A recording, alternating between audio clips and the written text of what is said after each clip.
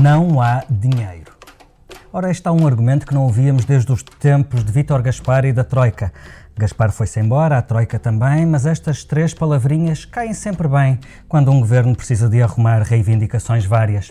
Agora foi António Costa a responder assim aos professores e ao PCP e ao Bloco, que fazem suas as bandeiras da FENPROF e a reivindicação da contagem total do tempo de carreira dos docentes para efeitos remuneratórios e de progressão na carreira. Ora, as negociações do próximo orçamento já arrancaram, os indicadores económicos aconselham prudência e o descongelamento das carreiras é o elefante no meio da sala. Não admira que Jerónimo de Sousa tenha dito ao Expresso que o ambiente está toldado na negociação do orçamento. As nuvens negras estão aí e Costa precisará de mais do que otimismo para não se molhar. E o Primeiro-Ministro já terá feito as contas aos votos que lhe podem fugir se mantiver o braço de ferro com os professores? Até o PSD já veio dizer que cumprir a promessa feita aos professores vale mais do que umas décimas do PIB. Mas do lado do PSD foram outras as contas que se fizeram na semana passada. Os sociais-democratas apresentaram o primeiro pacote de propostas produzido pelo seu Conselho Estratégico Nacional. Rui Rio deu prioridade à natalidade, com um relatório longo e contas QB. Só uma das propostas, um subsídio fixo e universal para todos os menores de 18 anos, custará entre 400 e 500 milhões de euros ao fim de 6 anos. Mas o Expresso fez outras contas e ficou uma dúvida. O Rui Rio, que queria excedentes orçamentais, agora virou despesista? É disso que falaremos na segunda parte deste podcast. Por fim, outras despesas. Os Estados Unidos querem vender a Portugal umas fragatas velhas que lá têm. Será que o nosso aliado americano quer vender-nos um barato que sai caro? E logo agora que Portugal se lançou para o outro lado do Atlântico numa operação de charme nunca vista? Estamos a gravar na manhã do dia 12 de junho e neste episódio da Comissão Política conto com a análise do Bernardo Ferrão, que é subdiretor de informação da SIC e colunista do Expresso. Olá. Da Luísa Meireles, jornalista do Expresso que acompanha governo, diplomacia e questões de defesa. Viva! E do Pedro Santos Guerreiro, diretor do Expresso, que comigo forma a dupla residente deste podcast de política. Olá. Eu sou Filipe Santos Costa.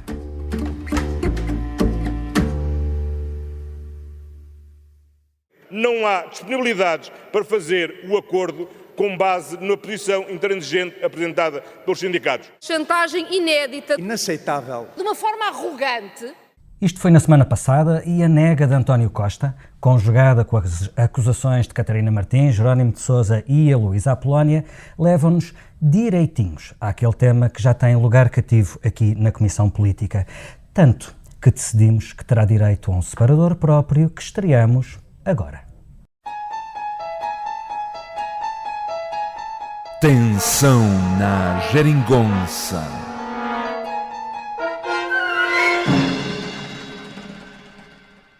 Pedro, Jerónimo de Sousa estica a corda, Catarina Martins estica a corda e neste caso até o PSD estica a corda, dizendo que o Governo tem de cumprir a expectativa que criou. O que te pergunto é, não há mesmo dinheiro ou há, mas as prioridades do Governo é que mudaram? Não há, quer dizer, claro que há dotação orçamental, porque obviamente o orçamento é sempre uma questão de escolhas. Mas estamos a falar de despesa fixa e, portanto, despesa que depois permanece para os anos seguintes. Mas António Costa tem falado sempre em escolhas, nem que seja implicitamente, quando há poucas semanas disse que não é possível aumentar os funcionários públicos e contratar mais funcionários públicos ao mesmo tempo e que é preferível contratar mais funcionários públicos. Isso, na altura, já era claramente uma sinalização para as negociações salariais e de carreira. E quando agora disse, se aumentarmos os salários, então esse dinheiro não vai poder ser usado para mais escolas, melhores escolas. Portanto, o próprio Primeiro-Ministro está a colocar isto do ponto de vista das escolhas. Os sindicatos e os partidos, sobretudo à esquerda, o que estão a confrontar o Governo, ou com o que estão a confrontar, é com a promessa ou o compromisso que teria sido ou que terá sido assumido. Esse compromisso não está no programa do Governo, está no último Orçamento de Estado, embora esteja numa formulação relativamente ambígua e, portanto, não diz taxativamente que o Governo se comprometia à reposição integral ou à contagem integral do tempo de carreira para efeitos de cálculo de carreira. E diz que o que for feito dependerá de poder ser acomodado no dinheiro que há Exato. ou que não há. Daí que se tenha levantado uma questão, que é, será que o desempenho económico, ao contrário do que o Governo pinta, não é assim tão bom e começa a ser preciso cortar? É sempre, Mais? depende sempre da comparação que fazemos. Ele é muito bom relativamente ao passado, porque é um crescimento muito elevado face àquilo que... Mesmo com o PIB a desacelerar este ano, em relação ao ano passado. Mesmo com as previsões do PIB em desaceleração, ele não é assim tão espetacular quando começamos a olhar para os países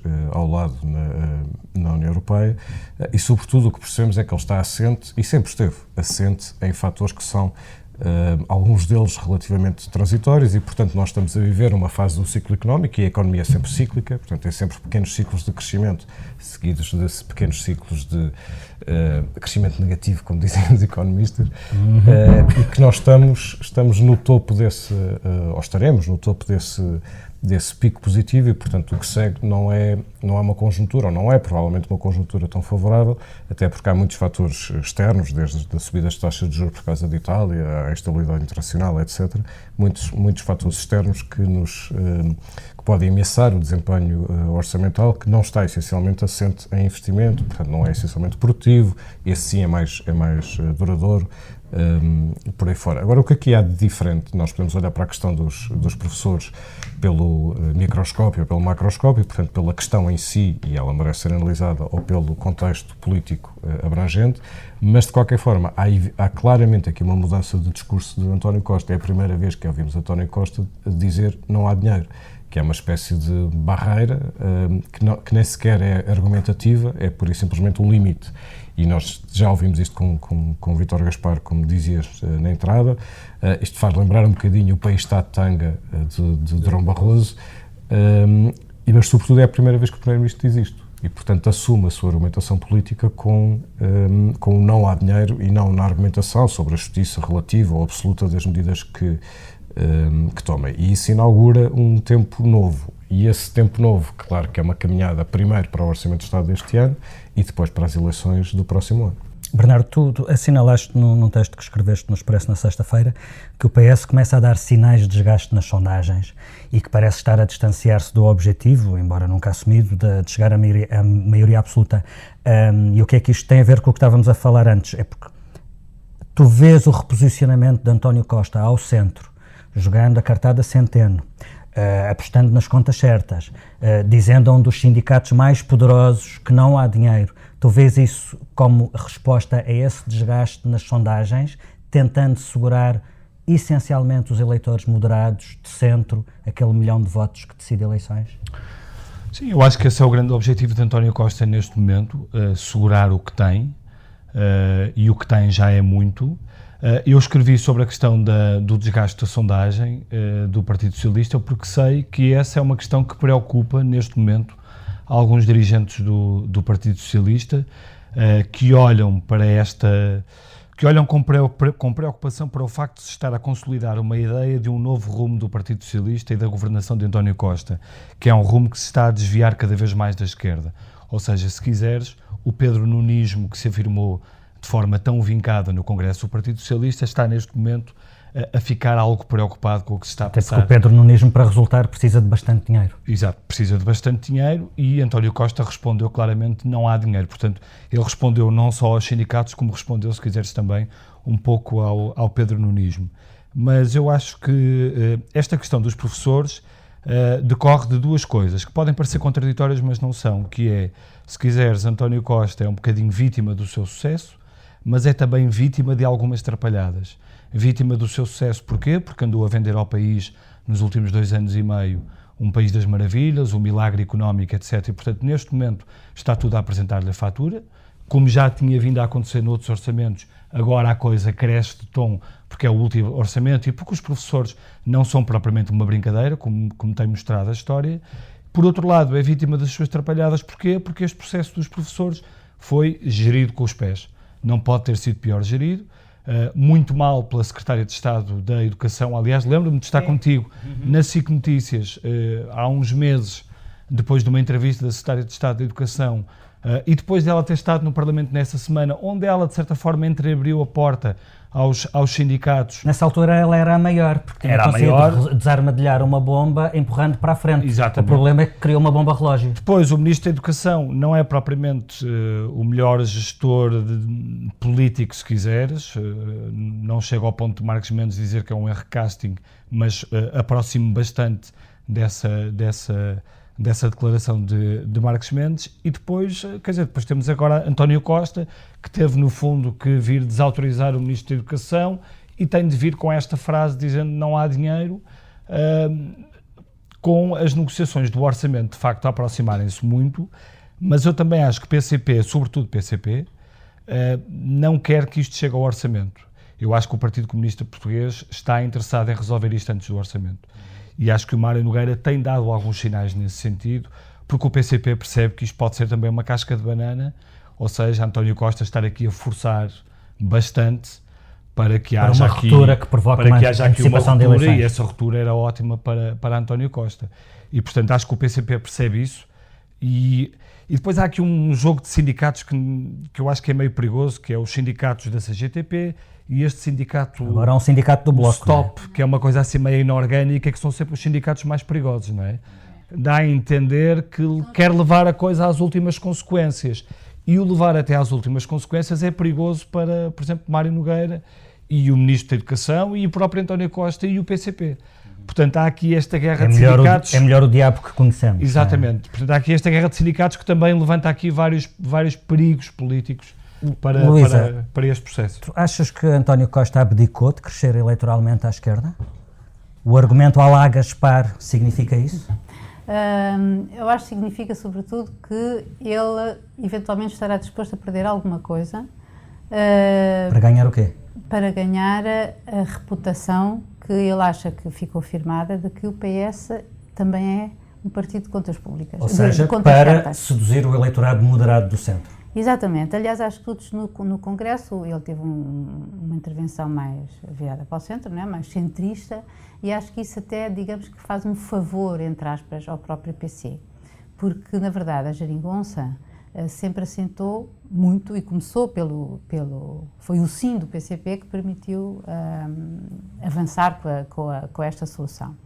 E, portanto, eu acho que neste momento os professores, como o Bernardo dizia, na verdade é uma situação delicada, porque pode ser um rastilho complicado, embora é difícil haver um acordo, porque houve, de facto, atrapalhada para chegar até aqui, mas pode não ser excluído de todo, porque acho que isto já atingiu um patamar já político, ou seja, se houver... Não há dinheiro, é uma declaração política.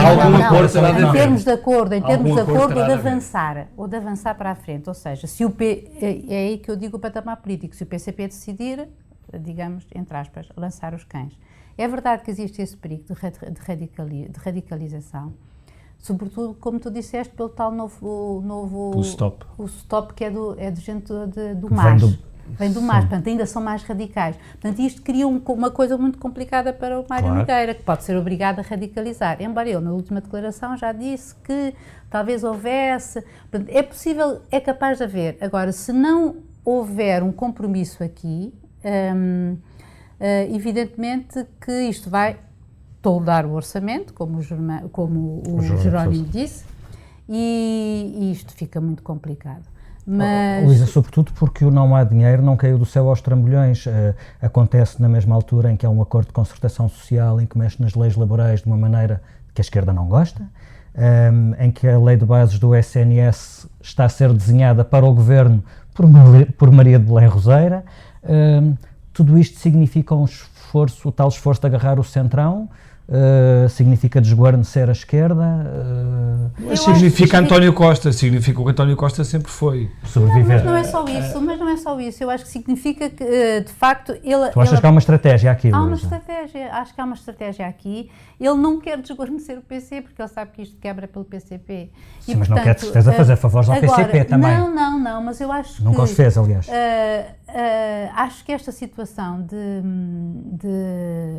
em relação a esta intransigência divergência dos 600 milhões e dele estar disposto a perder alguma coisa por causa disso, também tem a ver com o que vem a seguir, não é? Porque não são só os professores, são N carreiras da função pública que vêm aí atrás. Eu acho que há aqui, deixa-me só dizer uma coisa, acho que há aqui uma explicação fundamental para isto, que é o surgimento de Rui Rio. E o surgimento de Rui Rio é fundamental para perceber isto tudo, porque se até aqui tínhamos Passos Coelho, que estava muito encostado à direita, que era muito radical, que era, no fundo, como já se disse milhentas vezes, o cimento da geringonça. De repente tens aqui que será a última vez que dissemos. De repente tens aqui uma personagem que entra e que quer ocupar, o grande objetivo dele é ocupar o centro e tem muitas condições para o fazer. Já vamos falar do Rui Rio no segundo bloco desta comissão. E eu queria política. só acrescentar mais aqui uma coisa em relação a isto da geringonça, etc., que é esta coisa da tensão da geringonça, também outra vez, já ouvimos milhentas vezes falar sobre isso, lindo. Até que vocês criaram este separador.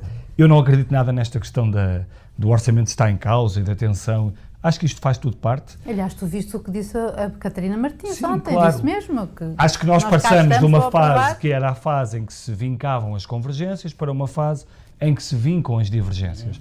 Isto faz parte, é assim. Pronto, é o jogo da legislatura. Os acordos estão cumpridos e, portanto, agora é vincar as divergências para a campanha. E, portanto, sinceramente, acho que é uma discussão que entretém muito aqui a bolha de Lisboa, que é se vai haver orçamento, se não vai haver orçamento. Acho que as pessoas já todas interiorizaram que há orçamento, que o orçamento vai passar e, portanto, acho que às vezes discutimos muito no vazio estas coisas, porque acho que PCP e Bloco de Esquerda não vão mas agora que temos um separador, não vamos abdicar desse não tema vão correr nos próximos risco, programas. Deixa-me só colocar relação... uma questão à Luísa em relação a isto. Tu sentes que na cúpula do PS já se interiorizou que a maioria absoluta já era?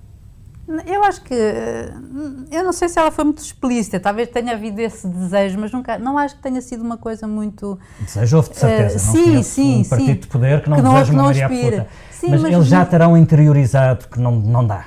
Sim, eu até acho que há setores, olha, como o do Pedro Nuno, que acham que não deve haver, não é? E não só.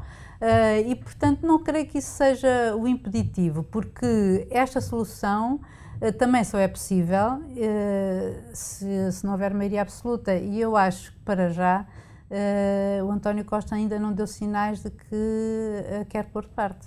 É uma boa deixa para passarmos ao segundo tema, ao segundo bloco da Comissão Política. Vamos então a Rui Rio, Bernardo.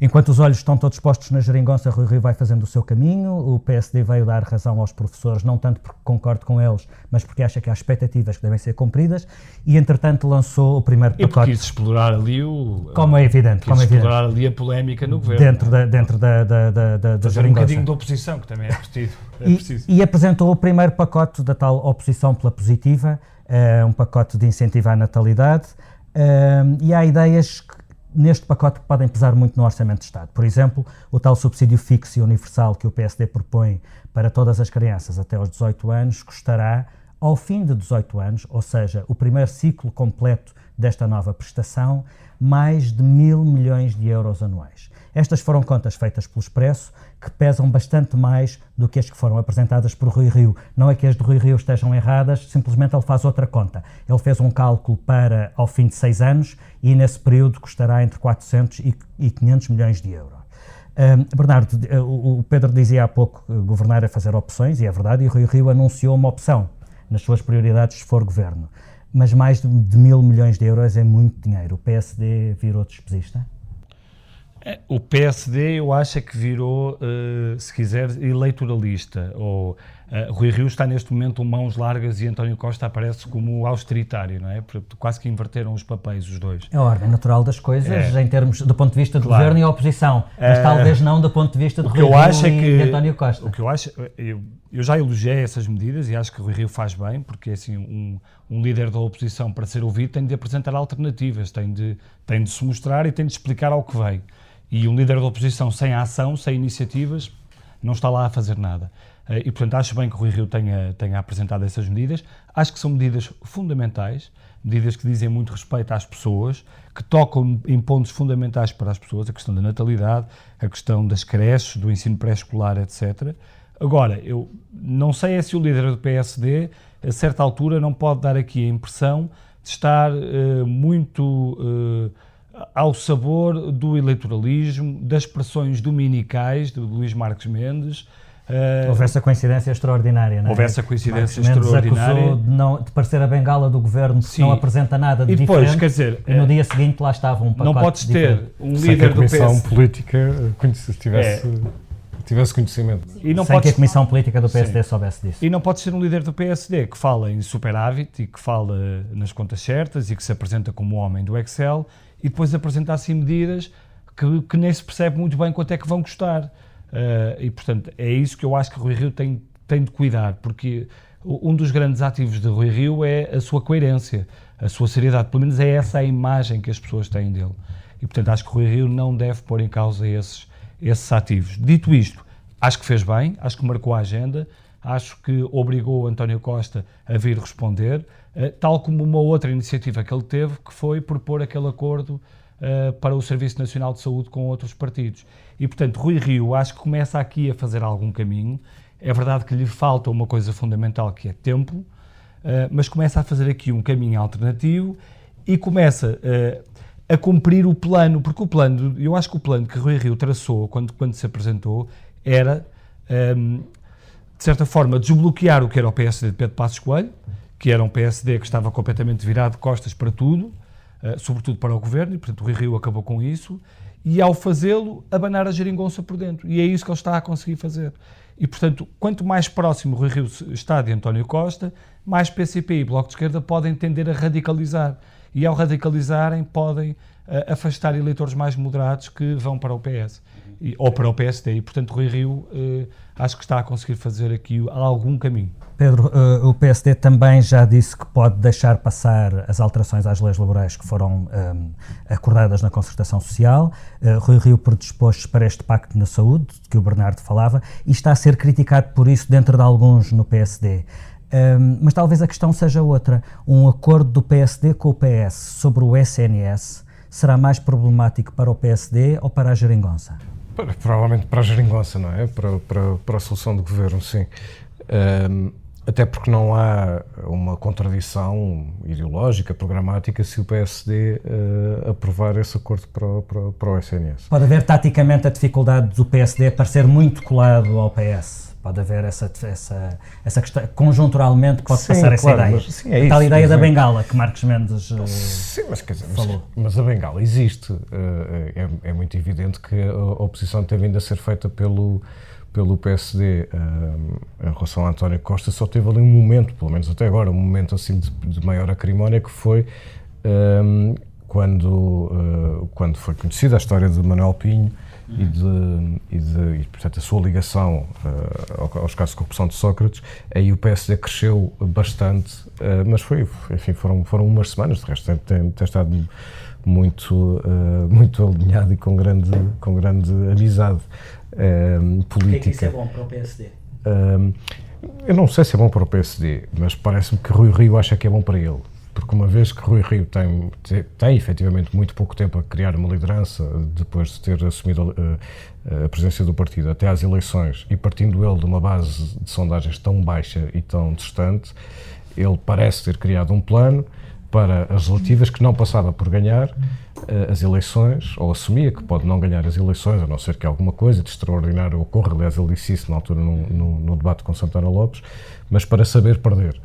Portanto, para perder as eleições, mas continuar a liderar o PSD. E, portanto, parece ter desenhado um plano em que passa a fazer parte não digo da solução do governo, mas da solução de poder. O problema é esse segundo momento, ficar a liderar o PSD. Porque, de facto, a sua contagem é muito curta, como nós falámos naquela altura. A possibilidade, a probabilidade de chegar às eleições do próximo ano e tendo uma derrota, ser reciclado como um penso rápido dentro do PSD é grande. E, portanto, ele desenhou este plano, parece ter desenhado este plano de sobrevivência política pós 2019, que é ficar incluído na solução de poder, mesmo que não na solução do governo, ou seja, ter acordos parlamentares, etc. E, portanto, criou um caminho de amizade política com António Costa que tem vindo a pôr em prática. Agora, de facto, também coloca um vírus de discórdia dentro da geringonça, e eu interrompi-te quando estavas a falar dos efeitos sobre a geringonça desta tática. Porque António Costa, de facto, depois de Rui Rio ter assumido a liderança do PSD, António Costa mostrou muito mais uma aproximação ao centro, que não é contraditória nele, é contraditória com coisas que disse, mas não com aquilo que ele pensa. Nós sabemos que ele é bastante mais, e isso hoje vai ficando mais claro. No Congresso ficou bastante mais claro, é bastante mais próximo enfim, é mais moderado do que aquilo que tem sido. Aliás, eu acho que toda a discussão esquerda-direita ou esquerda-centro do que dominou o Congresso do PS é uma discussão que me parece a mim muito lançada pelo próprio António Costa. Não, isso não acho que ele a permite. Eu acho muito. Acho que ele a permite e para depois o António Costa chegar e ser, no fundo, ali a síntese e ser o grande sintetizador. O grande sintetizador do Partido de Charneira, não é? Ele deixou que Augusto Santos Silva fizesse aqueles textos, deixou que Pedro Nuno Santos pusesse a cabeça de fora, para depois ele chegar lá e... E eu sou eu. Claro, é óbvio. E o PS nunca saiu de onde esteve. E, portanto, Luísa, mas passado este tempo de liderança de Rui Rio é uma boa notícia ou uma má notícia para António Costa? É uma boa notícia. Eu acho que o PS está melhor com o Rui Rio do que estava com o Passos Coelho, porque o PS sabe que há um determinado número de questões que, para já, não consegue de todo fazer avançar, ou até mesmo por divergências de fundo, como são nomeadamente as europeias, que é as que marcam a nossa vida, não consegue fazê-lo com os seus parceiros à esquerda. Portanto, há uma série de questões que o Costa sempre disse que têm que ser feitas com um espectro mais amplo. E isso inclui o PSD. Com o PSD de Passos Coelho isso era completamente impossível. Com este passou a ser possível. Por isso eu acho que ele está melhor, independentemente de possíveis jogos ou, enfim, não sei, especulação que se possa fazer sobre entradas ou não no governo ou acordos de que tipo forem. Não estou nada a ver o PSD numa solução tipo geringonça, não é?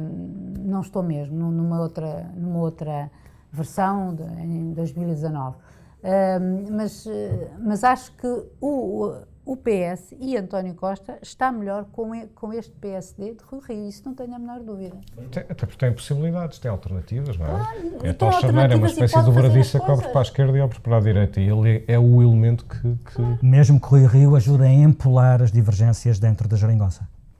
Não sei se ele se empola. Eu acho que se calhar isto dá... De cada vez que António Costa pode virar-se para o PSD, não ficando dependente da esquerda, empola-se, atenção. Sim, e dá mais liberdade ao PS. Mas tem outra coisa importante. É verdade que lança um vírus para dentro da geringonça, mas tem uma coisa importante que é ajuda, se quiseres, a endireitar, entre aspas, ou a recentrar António Costa. E já agora há se havia a questão de que António Costa estava muito virado à esquerda e radicalizado, aquelas fotografias dos acordos com o Rui Rio foram fundamentais para pôr António Costa no centro do espectro político. E já agora há aqui um efeito muito secundário, é muito menos importante, mas esta bandeira, entre aspas, da demografia, era uma bandeira do CDS.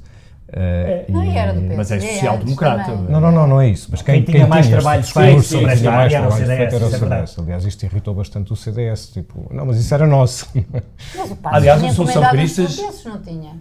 O Passos Coelho teve um grande estudo sobre natalidade. Já depois do CDS ter feito um grupo de trabalho com também grandes eu não me lembro do nome, foi um professor do Porto que fez um grande trabalho sobre natalidade. Este foi um pequeno estudo, como se percebeu, não foi um grande estudo, é uma coisa feita um bocadinho à pressa, tanto que as contas não estão bem feitas. E as contas pareceram-te convenientes, Pedro? Tendo em conta as contas que depois o Expresso veio fazer? Quer dizer, não acho que tenha havido conveniência no sentido de que o PS tenha querido ocultar. Acho que não fez mesmo as contas e nós no Expresso fizemos as contas à integralidade, exato, portanto, à integralidade do tempo de aplicação da medida, que são 18 anos. Claro que 18 anos parece muito tempo, e é muito tempo na política, mas quando se faz um estudo, ou quando se toma uma medida sobre a demografia, que é por definição uma questão de longo prazo, tem que se fazer as contas todas e o PST não fez. Isso só mostra que todo o processo foi relativamente mas não sei apressado. Se as contas têm que ficar sempre todas assim, quer dizer, as coisas podem ir fazendo caminho e para isto pode ser eu achei muito interessante e gostei desta proposta, porque acho que as coisas podem fazer o seu caminho, porque na verdade são políticas que têm um lastro no tempo tão longo, convém perceber o impacto dessas políticas. Sim, mas eu acho que também é preciso chamar os outros para isso, portanto, e como eles diziam, e como dizia o David Justino, há que fazer opções e a opção fundamental, na verdade, é garantir que haja portugueses e que isto não seja um país de velhos, não é? E acho que isso aí... Isto é tudo fascinante, mas levamos quase meia hora de podcast e precisamos de ir rapidamente ao terceiro tema. Na semana em que Donald Trump foi ao Canadá e quase deu cabo do G7, e depois foi a Singapura para um aperto de mão que não se percebe bem o que vai significar, a política portuguesa mudou sem peso para Washington e arredores. Marcelo e Costa foram aos Estados Unidos celebrar o Dia de Portugal e Costa ficou, com muito governo, por lá numa mega ação de charme. Luísa, parece-te que o Primeiro-Ministro voltará da América trazendo na mala umas certas e determinadas fragatas que os americanos andam há anos a tentar impingir-nos, como tu escreveste na última edição do Expresso? Não, acho que não, de todo. Acho que isso é uma coisa que ainda não está, ainda não. Eles não desistem a ver se nos enganam com as fragatas, não é? Já no tempo de Portas, estavam a ver se nos enfiavam as fragatas. Embora seja possível, eu acho interessante, não é tanto, este momento, esta história das fragatas, é os americanos a tentarem aproveitar o que eles têm de mais e acharem que assim podem desembaraçar-se de alguma coisa ganhando. O que eu acho importante é o que está o substrato, que é eles efetivamente estão virados para o Pacífico e precisam de quem cuide do Atlântico. E quem cuida do Atlântico neste momento para eles é o parceiro aqui, e isso é que eu acho muito relevante para Portugal, que eles comecem a olhar para o Atlântico, ou melhor, para Portugal, como o possível aliado que é capaz de fazer a tal patrulha e fiscalização do Atlântico de uma maneira de norte a sul, de leste a oeste. Sobretudo quando eles têm cada vez menos amigos na Europa, pelo que se vai vendo. E não o só. Sr. o Sr. Trump tem uma enorme capacidade de perder amigos, não é? Mas isso a nós dá-nos imensa, porque tu tens sempre duas linhas na Europa, não é? Tens a linha dos Atlânticos, tens Portugal, a Holanda, a Noruega, enfim, em termos de NATO. E o eixo central, Paris. Tens sempre isso, e Portugal. E aí eu acho uma boa chance para Portugal. E é isso que Portugal está a fazer, porque recupera uma certa centralidade e importância em termos diplomáticos e de política externa. Aliás, não é por acaso que neste momento em que a própria Alemanha diz que acabou-se a época em que se podia confiar nos Estados Unidos, tu tens o presidente Marcelo Rebelo de Sousa, enfim, representando o país que vale o que vale, não é? A dizer que nós somos o país que une e não o que divide e porque nós somos capazes de dar o nosso contributo. Ou seja, para Portugal é tudo neste aspecto, acho muito bom para Portugal em termos de política diplomática. E parece um timing feliz, não é? E parece um timing feliz, e acho que nós podemos aproveitar essa.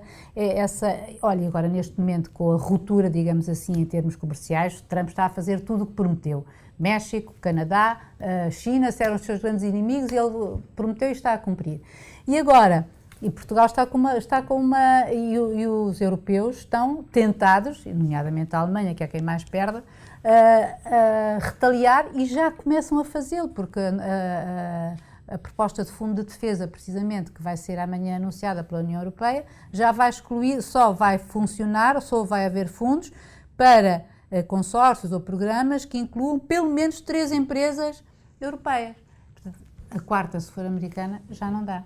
Portanto, tudo isto, eu acho que para Portugal, sinceramente, acho que é uma boa Cheira-me que ainda vamos voltar a falar disto e passamos para a última rúbrica do podcast, aquilo que não nos sai da cabeça.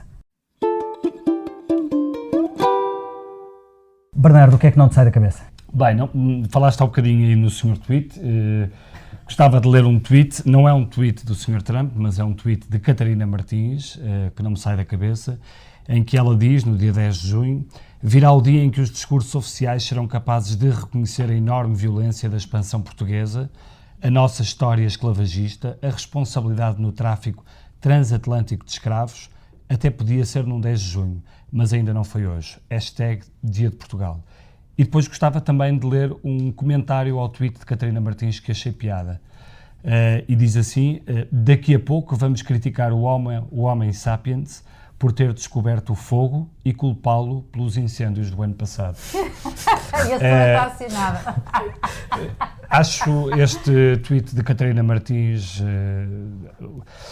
acho que falta bom senso neste tweet de Catarina Martins, acho que não faz sentido nenhum o que ela escreveu. Embora seja tudo verdade, não é? Embora seja tudo verdade, mas acho que é tudo verdade, obviamente. Verdade histórica. Mas é uma verdade histórica que tem que ser vista à luz de uma conjuntura, é? Claro, à luz de uma história. Não podes olhar para a Idade Média e para o que se passou no século XV e XVI aos olhos de hoje. Claro. E, portanto, não faz sentido nenhum falar sobre isto num dia 10 de junho. E, quer dizer, acho que é a história do politicamente correto que nos invade todos os dias e que tentam impor-nos este politicamente correto. E depois dá Trump.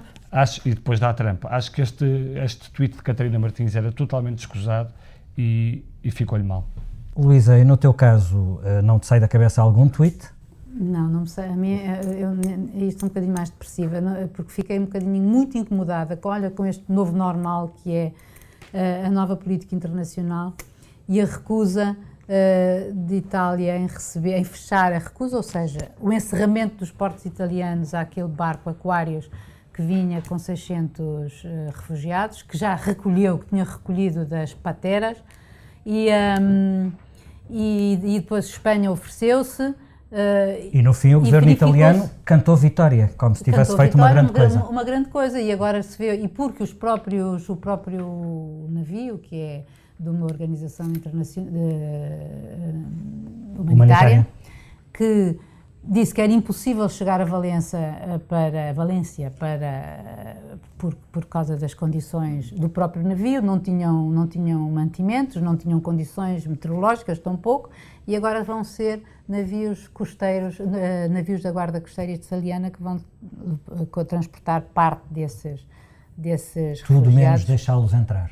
Tudo menos deixá-los entrar, é uma coisa que é angustiante, porque quando tu sabes ao mesmo tempo que a única solução que tu tens para a África para obviar isto é desenvolver a África, e tens ao mesmo tempo o BCE a lançar e a colocar a banca pendurada com grandes exigências em termos financeiros quando as empresas pedem financiamento para fazer investimentos em África. Portanto, isto é mesmo o nosso ego. O novo normal, como dizias. Pedro, e a ti, qual é o novo normal que não te sai da cabeça? Por falar em nacionalismos e em populismos e em demagogos, o que não me sai da cabeça é o aperto de mão desta última madrugada entre Kim Jong-un e Donald Trump. É um facto absolutamente histórico, como toda a gente tem dito. A frase é muito banal, mas ontem, ouvindo televisões americanas, o que mais íamos ouvindo eram expressões do género: nunca pensei na minha vida ver isto acontecer, não na minha geração. A Christiane Amanpour diz: eu pensei que ia morrer. Enfim, há um grande pasmo com aquilo que sucedeu. E sendo verdade que a diplomacia é uma arma, é a melhor ferramenta para dirimir conflitos internacionais, sobretudo aquilo que é bastante inquietante, e mesmo sabendo nós que isto é apenas o princípio de um processo, nós não sabemos bem que processo é esse. Ou um grande golpe de teatro. Precisamente porque as duas pessoas que ali apertam a mão são duas pessoas em quem nós não confiamos, em quem ninguém não pode compraríamos um carro em segunda mão, seguramente. Provavelmente nem sequer venderíamos, quanto mais comprar. Portanto, são pessoas que não são confiáveis, não são efetivamente confiáveis em todos os sentidos, político, quase psicológico, etc. Portanto, saindo da banalidade da frase, é um momento histórico, e claro que a diplomacia é sempre a melhor forma, e a negociação é sempre a melhor forma, ou é sempre melhor do que o conflito latente ou potencial. Isto pode ser tudo ou não pode ser, ou pode não ser rigorosamente nada. Olha, a mim não me sai da cabeça qualquer coisa um pouco mais prosaica. A véspera de Santo António e está a chuva. É isto. Eu sou um rapaz que gosta da sua sardinha assada e do seu santo popular, mas também sei que quem anda à chuva molha-se. E não gosto de me molhar, pronto, sobretudo quando estou a comer uma sardinha no pão. E estou um bocadinho farto deste inverno perpétuo em que parece que caímos. É como se estivéssemos a viver num episódio da próxima temporada da Guerra dos Tronos. O inverno chegou e não acaba. E anda há semanas pendurado, mas literalmente pendurado das previsões meteorológicas, que dizem sempre que o calor chega daí a uns dias e depois nunca chega, porque a cada dia que passa o calor chega um dia mais tarde do que a previsão da véspera. E depois vejo a Maria Leal toda bronzeada no seu vídeo novo e percebe-se que aquilo não é uma coisa natural. E pronto, é isto. Eu quero o calor a que tenho direito. Salto quântico tu deste agora. Eu quero o calor a que tenho direito. E com este pequeno momento de revolta acabamos a comissão política desta semana.